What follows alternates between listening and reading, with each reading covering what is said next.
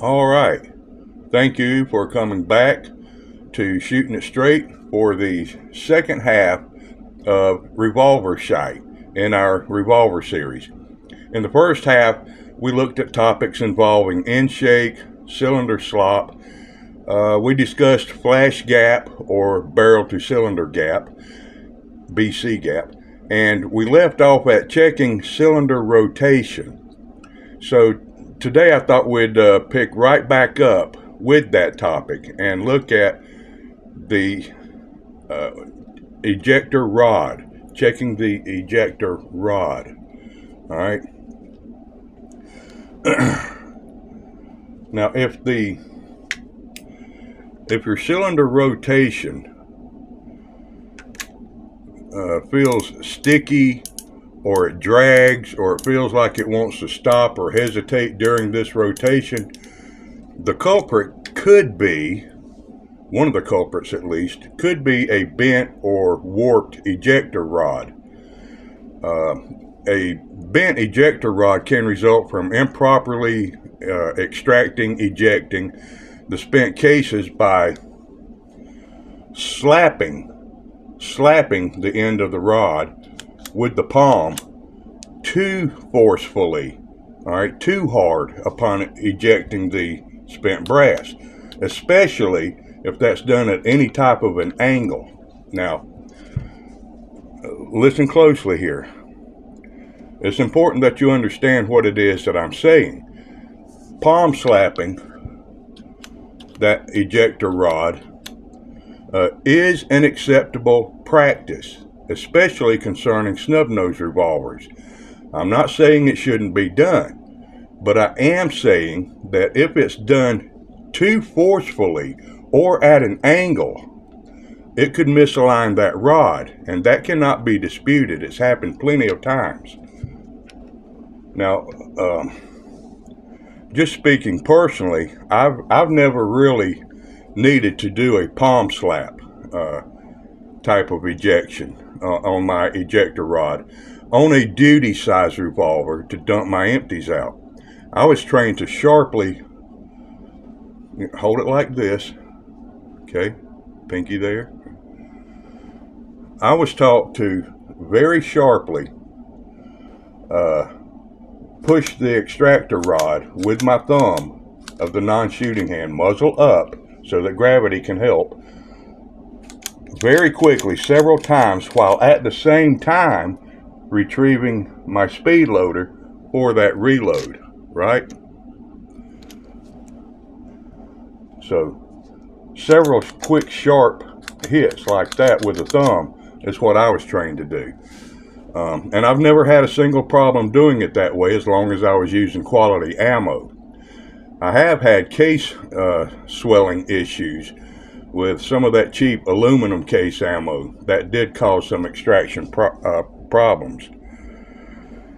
Now, in some cases, that rod can become misaligned by imitating the Hollywood method of, and I've spoke of this before, forcefully wrist slapping the cylinder closed, very, in a violent manner, which can also lead to other damages or deformities, most notably deforming the cylinder stop notches or the cylinder lockup pin right here that protrudes from the extractor star in the center of the ratchets, or the breech face hole where the lockup pin goes, creating what is known as egging because of the shape that it will cause. Now, I spoke of this in chapter 1 of Revolver Shite. Now, you can test the ejector rod yourself to make sure it's straight and in alignment like it should be. So you open the cylinder like this, lay the gun on its side, and with a ruler,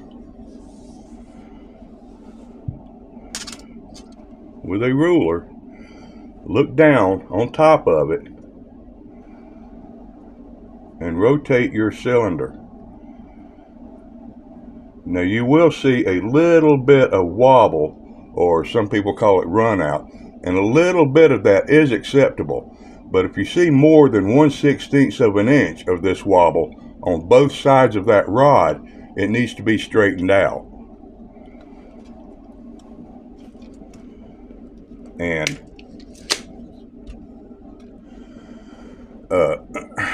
the procedure to fix this at home is nothing complicated, but it does require caution. Otherwise, I would recommend leaving the whole thing done to a qualified gunsmith who has the proper equipment and the gauges for that. Now, sometimes the cylinder rotation drags or feels sticky simply due to a loose ejector rod. Now, you can tighten this up, but again, you must be very careful. I use a small rubber padded table vise over here that's bolted to my desk. You've seen that before. It's padded. I take the cylinder off, remove it from the gun, and I put the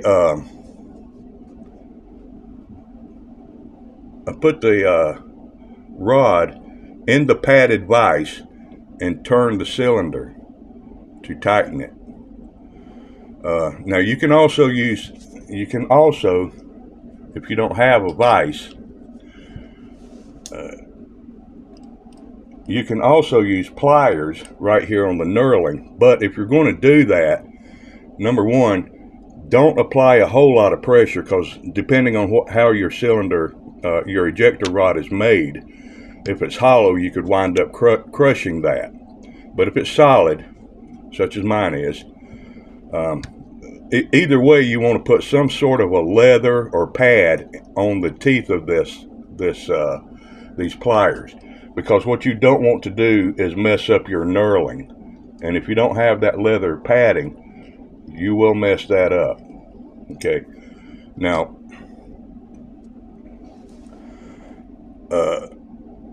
you also have to realize that on some revolvers, the ejector rod is tightened clockwise, while others are tightened counterclockwise, such as some of the Smith & Wessons. To tighten them, you'll have to go counterclockwise here. Now, and you need to know in advance if you intend to remove the rod from the cylinder, especially because the fine threads down in here that screw into the cylinder down in here can strip very easily. So you have to find that out first. Make sure you're going in the right direction so you won't strip those threads. Now, whenever tightening or removing an extractor rod, it might be a good idea to also load the cylinder chambers here with either dummy rounds or spent cases, so as not to put too much torque or stress on this rod, on this star right here, especially these indexing pins. If your revolver has those indexing pins inside there, and some may not. But at any rate, you want to fill those cylinders up so you can put some torque on it without worrying about screwing up your extractor star. And like I said, some don't have those pins in here underneath the star, and that's okay. I don't recommend using Loctite. I don't recommend using Loctite to tighten your ejector rod in there. All right. Just a snug tightening is usually sufficient. For Smith & Wesson revolvers, the ejector rod should be torqued at somewhere between 45 and 50 inch-pounds, if you have such a tool that can do that. All right.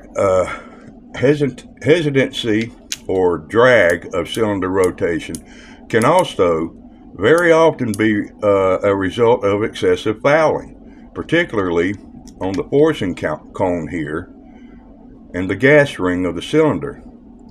And the gas ring on this one, and most are down here nowadays, the gas ring is right down here on the cylinder, base of the cylinder.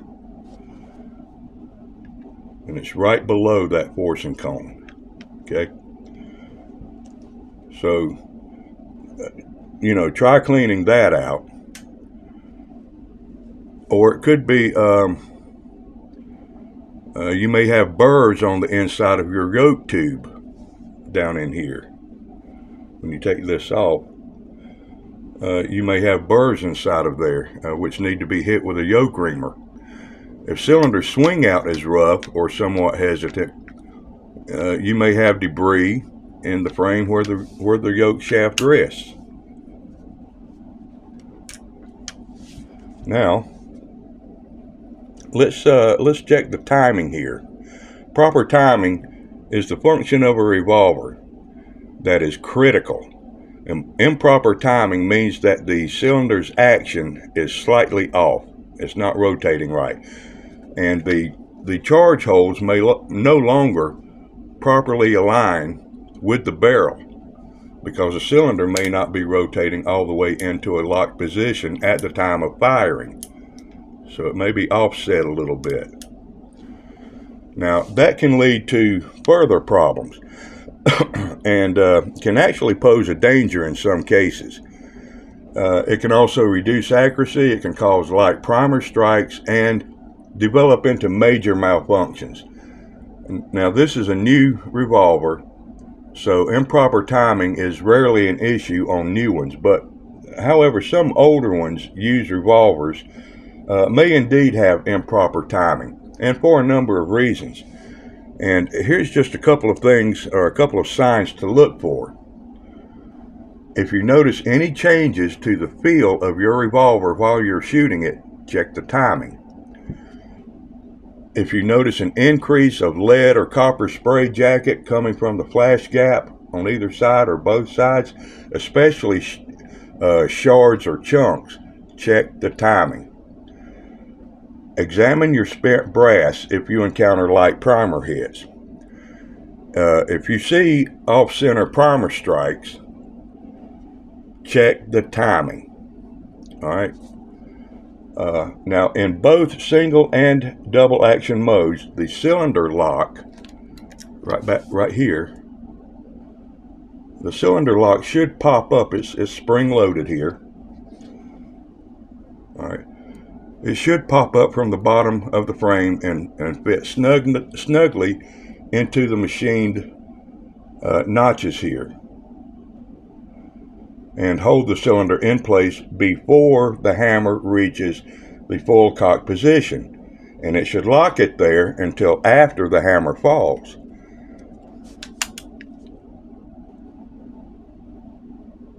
You'll hear it lock. There. Now the hammer will cock into full cock, and it should stay there until after that hammer falls. Trigger goes forward. When you begin that next trigger pull, that cylinder lock will sink down just long enough to allow the hand back here to rotate the cylinder. Then it pops back up and holds it. All right, that's how that timing works. And that cylinder lock right here, down here, that's what causes these turn lines everybody complains about. These turn lines right here that go all the way around the cylinder.